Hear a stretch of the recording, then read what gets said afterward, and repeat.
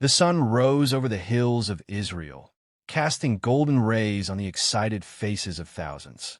A sound like no other filled the air, drums thundering, trumpets blasting, voices singing in unison.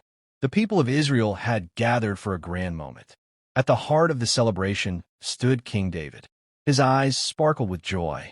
Today was special. He was bringing home the Ark of the Covenant, the most sacred treasure of Israel, the symbol of God's very presence among his people. This was no ordinary chest. Crafted of pure gold, its cover was guarded by two cherubim, wings outstretched. It was where God had chosen to make his presence dwell. Wherever the ark went, God's blessing or judgment followed. And today, it was heading to Jerusalem.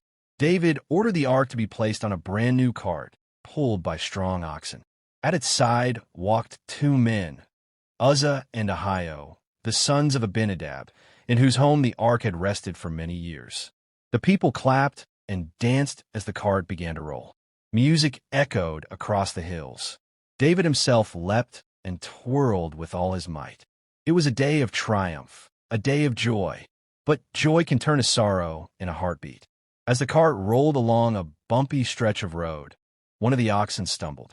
The cart jolted violently. The ark wobbled and leaned, as if it might topple to the ground. Uzzah's heart leapt into his throat.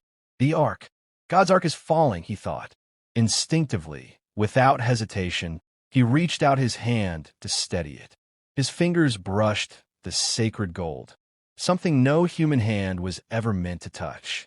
In an instant, the air split with divine power. Uzzah gasped and fell to the ground, lifeless. The music stopped. The dancing froze. Gasps and cries of horror spread through the crowd like fire. The man who had reached out to save the ark was gone. King David's face turned pale. His heart pounded with fear. This was supposed to be a day of celebration, yet it had turned into a day of judgment.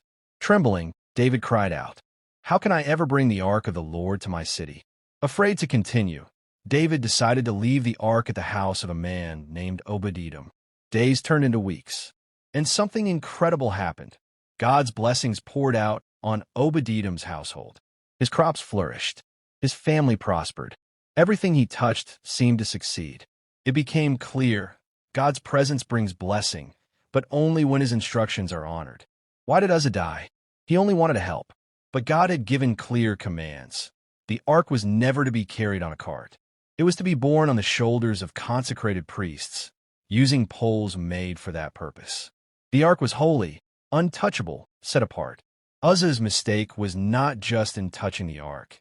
It was in assuming that his way was better than God's. His good intention could not replace God's command.